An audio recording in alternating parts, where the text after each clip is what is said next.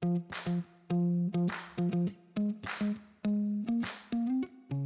to the forum for the chance to share our research. The future can be elusive, obviously, but we have been thinking about firm trends of the future for quite some time here at Bain. And our view is that a couple of things are reasonably sure. One, the winning firms of the future are going to have a model that we refer to as that of the scale insurgent. They're going to combine being big with being fast at the same time. And a lot of what they do that's different is about rediscovering the art of business building. In that context, the old norms of leadership and talent management and strategy will just not deliver what winning firms need for this next era that we're already into. And of course, along came this terrible virus that has accelerated so many of the trends that we've been thinking about and writing about.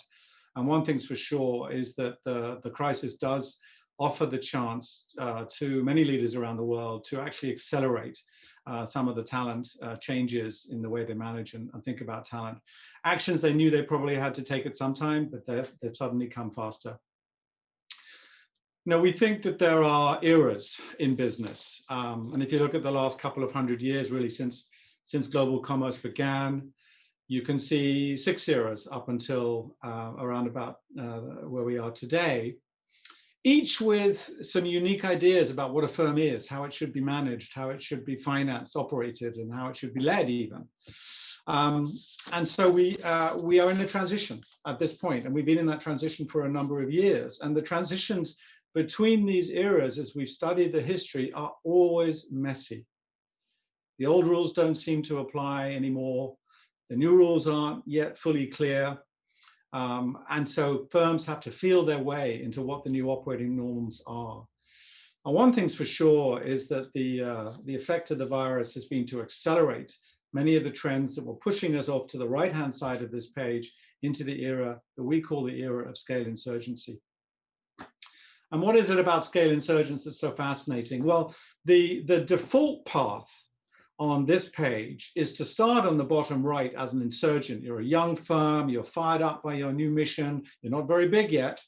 The default path is then to gradually over time, if you're successful, to build scale and to drift over towards the top left-hand box and to build some of the less attractive habits of incumbents, some of the slowness in decision-making, lack of responsiveness to customer feedback, and maybe in the worst cases to sink down the bottom of the page into becoming a bureaucracy.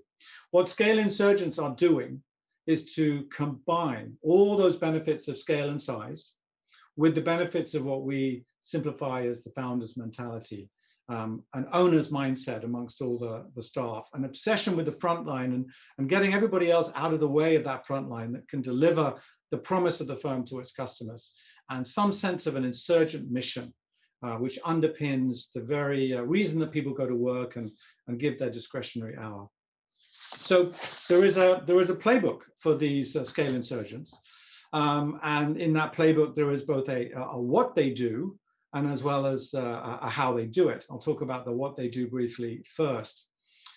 These firms do not subscribe to the idea that there is a trade-off to be made between being scale and being very intimate with their customers and being able to move at speed.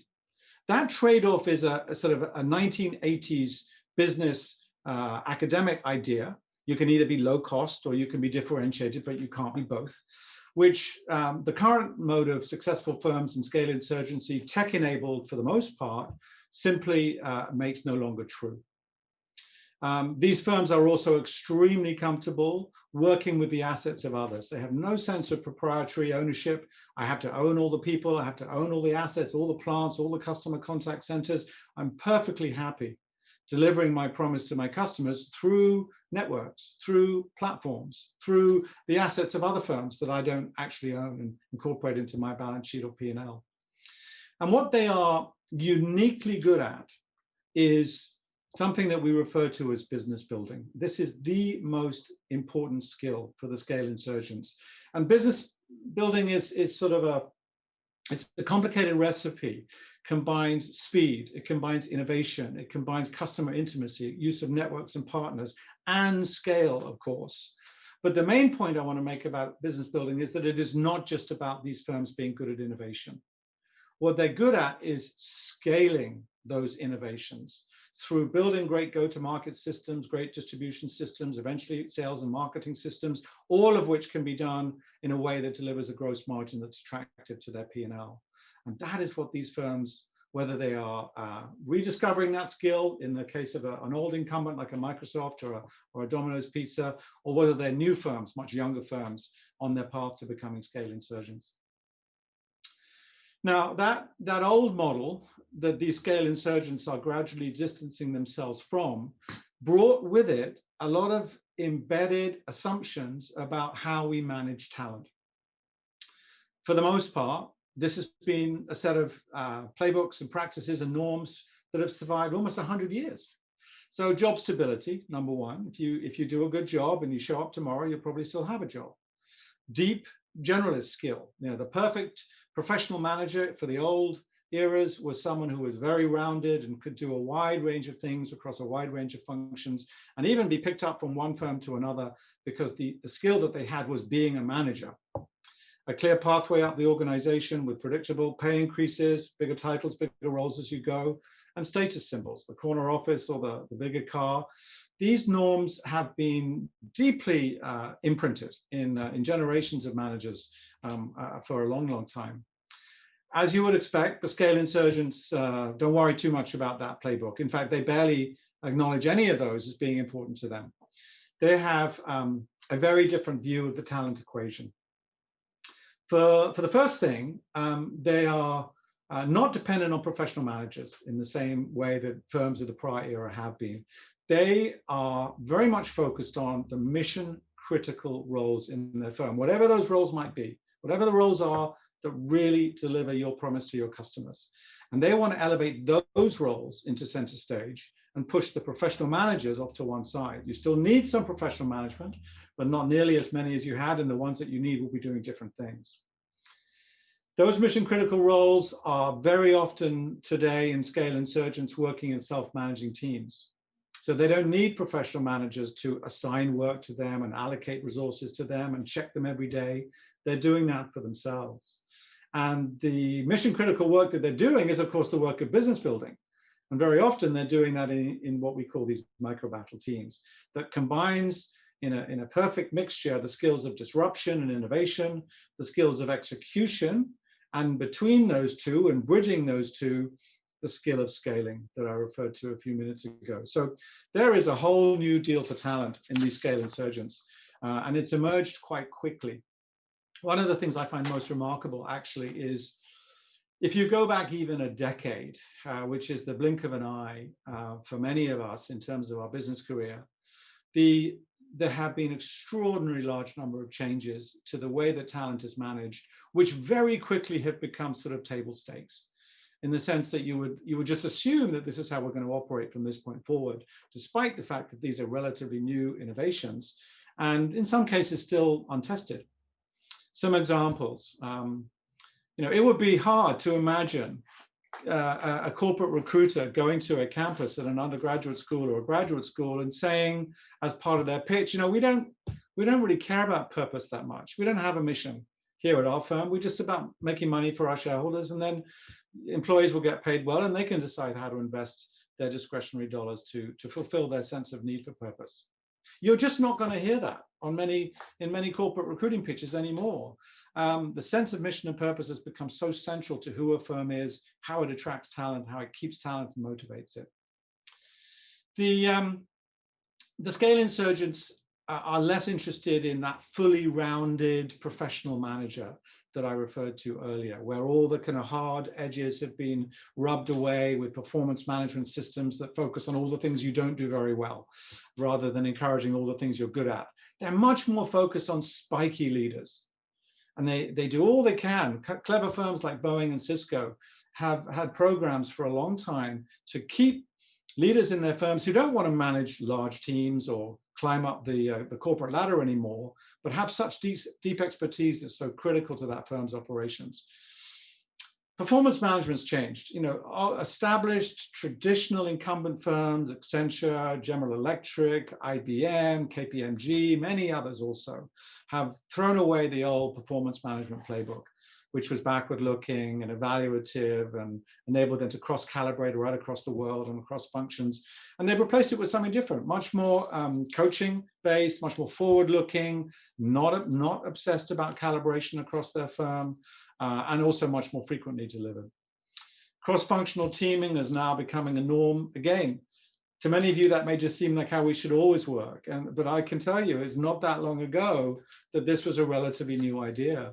But whether you look at a Spark in New Zealand with its Agile program, or the tribes and the guilds at Spotify, or the CCBTs at Unilever, as they call them, which combine brands and marketing and support functions right at the point in a market that change needs to happen.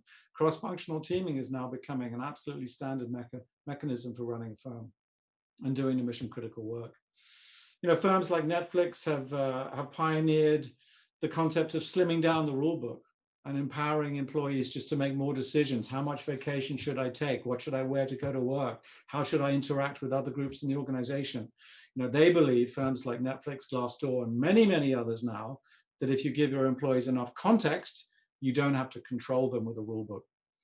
And then last on this page, the concept of open architecture, by which I'm trying to express this idea that for many firms, they don't feel the need to necessarily have all the employees that they require to deliver their promise be actual employees of theirs. So obviously outsourcing has a long history, goes back to the late 1970s and 80s on a manufacturing basis. But today, the value chain of many firms can be substituted by other firms if the owner of the customer believes that those other firms can deliver it faster or better or cheaper or in some other way in a superior fashion than they could if they did it themselves. And there's just no hang-ups about being open architecture anymore amongst these scaling surgeons. Now, all of that is from the perspective of the firm. There's obviously also change from the perspective of the individual. I think this is a crucial trend that many of us observe. Traditionally, the idea of a ladder was the best analogy. These are relatively predictable steps. You could walk up and down. Each step was roughly the same size. You could look at people ahead of you on the staircase and see where they were. You could look at people behind you and see where they were. And you could be fairly predictive about your progress. I think a lot of that I would wish would be replaced by the concept of a career passport, owned by me much more than owned by my firm. And a career passport is a way of certifying, if you like, that I've had this experience, I've had this job, I've done this training, I've got this qualification, I was involved in this results story.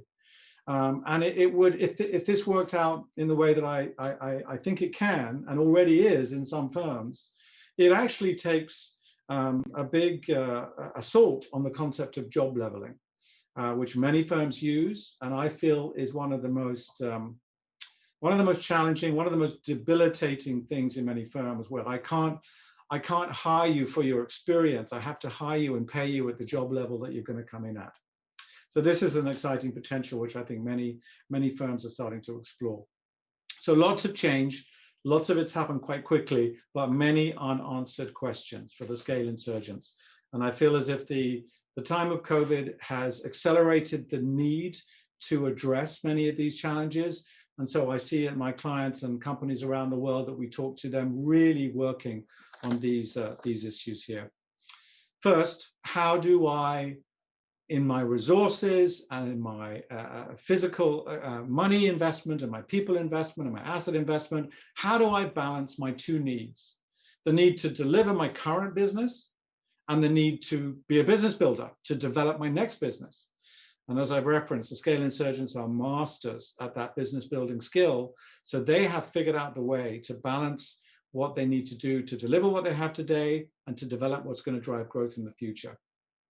Second, what have we learned in COVID, of course, is that resilience is an important asset for many firms. We have been for so long through the last era of shareholder primacy, and even in the era prior to that, we've been working on lean systems of lean manufacturing, lean supply chain to deliver just in time.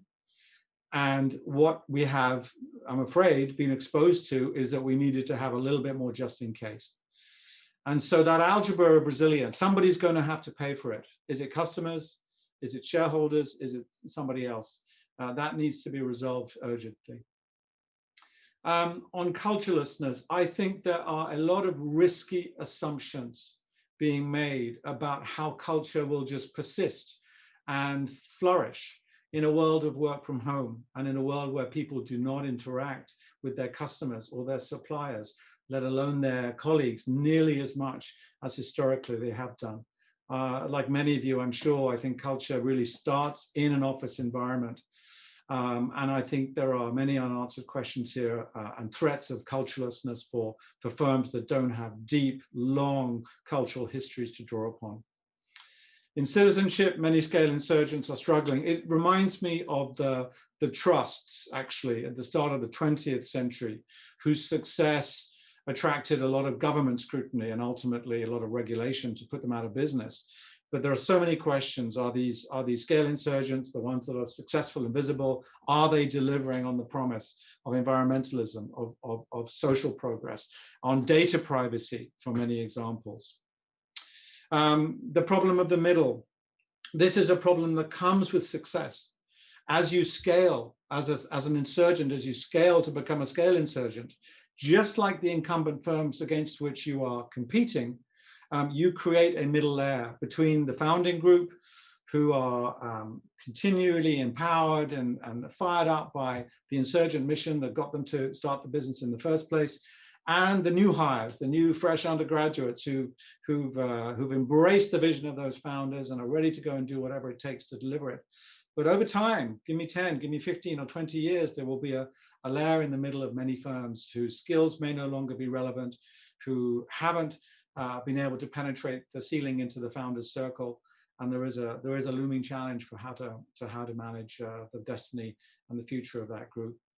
And last, and connectedly to that, for so many of these firms that are tech enabled, there's just a very awkward truth that we have to encounter, which is that as the scale insurgents are so proud often of their culture and their people and the irreverence of it and the fun that they had in the founding stories, and that's great, and the people are so important to us, but when frontline employees and even some middle management employees are just one algorithm away from being replaced, how can you truly look your people in the eye and have that honest discussion with them?